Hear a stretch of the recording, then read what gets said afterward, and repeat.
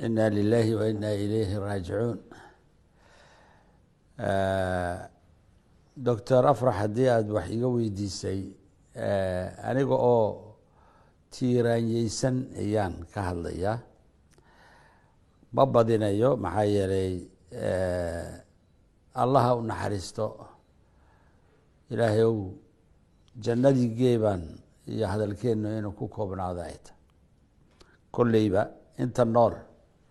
unbaa wax la weydiiyay walaalkeen دكتور أفرح waxa aan baranay waqti aan dhaweyn isaga oo cadan ka yimiday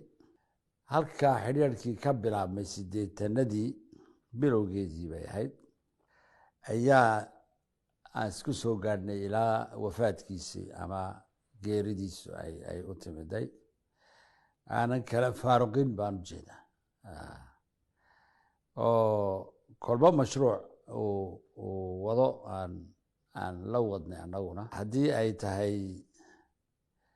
shaqo uu gacanta ku hayay marka oo carabiga iyo soomaaliga dhaqanadooda iyo qoraalkooga iyo sida ay iskugu dhow yihiin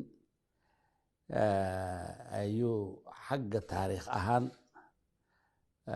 uu ra'yi ka bixinay wuu jiraa kitaabkaasi baan u malaynayaa xaggan soomaaliyana hawl badan buu ka qabtay intii oo kitaabkiisii rawaayadiisii maxaa la yidhahdaa maanafay ay caan noqotay kabacdi dhulka ingiriiska ayuu tegey oo uu PhD-giisa ku soo dhammaystay